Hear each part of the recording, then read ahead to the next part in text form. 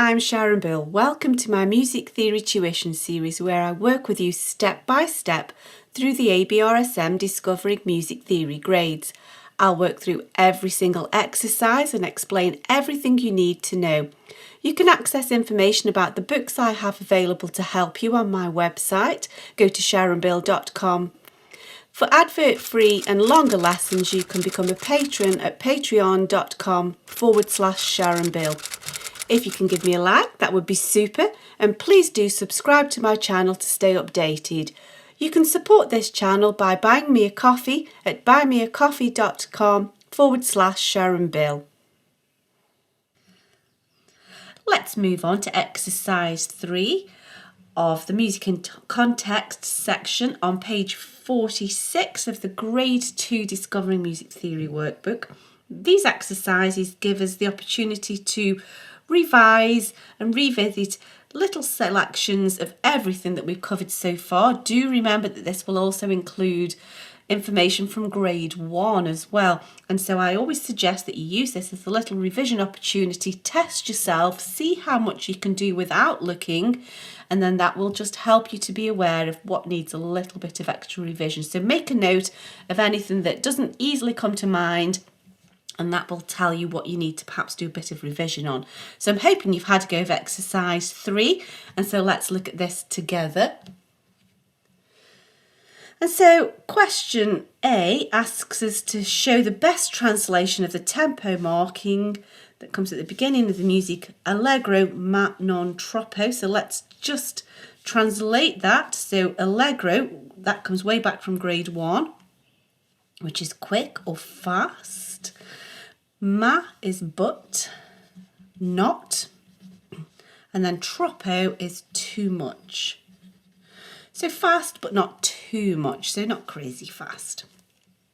There we go, that's that one. So do find the answer first before you get sidetracked with the multiple choice.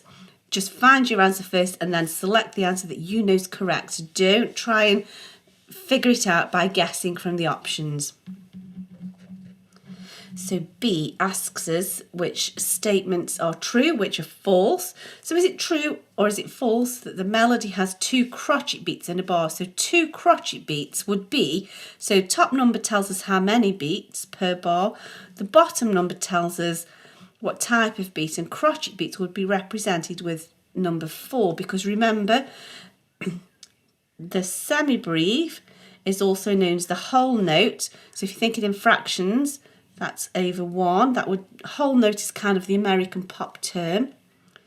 If we divide that into 2 minims in the same time as 1 semibreve, they are half notes. We divided in halves, and your fractions over 2. And so when we're counting over 2, we're counting in minim beats. And then if we go again, the bottom number for crotchets, we've divided into quarter notes now. We can see the bottom number would be 4. That's why number 4 represents crotchet beats. And so 2/4 would be 2 crotchet beats per bar. However, here we have 2 over 2, which means yes, 2 beats per bar, but each beat would be a minim. And so that statement is false. Is it true or is it false that the first note of bar 1, so the very, very first note that we play, should that be played with an accent? And we came across the accent sign in grade 1, and that is indeed an accent sign, and so that's true. In grade 2, we sort of tip that upside down and we get kind of the super accent, as it were. Now, is it true or is it false that most of the melody should be played staccato? Staccato is shown by these little signs, and do we see those generally throughout the melody? And we don't. What we do see are these kind of lines, these slur markings, which are legato markings, which mean to be played smoothly. And so it's not staccato, we actually played legato here, so that's wrong, it's false. Is it true or is it false that the melody is in A minor? And so we need to think about our related keys. So A minor and C major both share the same key signature of no sharps or flats. However, A minor will have the added ingredient of the raised seventh, and if we count, A, B, C, D, E, F, G, A, there's our octave, 1, 2, 3, 4, 5, 6, 7, 8. The G should be sharpened. That's the difference between A minor and C major. Let's see what we've got. So we've got a key signature of nothing, so that could be A minor, it could be C major. But here, there's our clue. We have a G sharp. We're in the bass clef, watch out. And we've got another G sharp. And so there's our indication that we are indeed in A minor, not C major. Moving on. So exercise 3C, we're asked to show which bar illustrates each of these statements. So which bar contains an accidental? Well, we've already discussed that. Key signature would be here. Accidentals are sharps or flats or natural signs, cancelling those throughout the music. And we've already shown that there are accidentals of the raised seventh. So we have bars 2 and bars 5. So we know bar 2. There is no option to tick bar 5, so we can't do that. That's our 1 box there. So which bar contains a quaver rest? And so a quaver rest is this symbol, like a little number 7 with a blob kind of thing. So where do we see one of those? So we see one here in bar 3.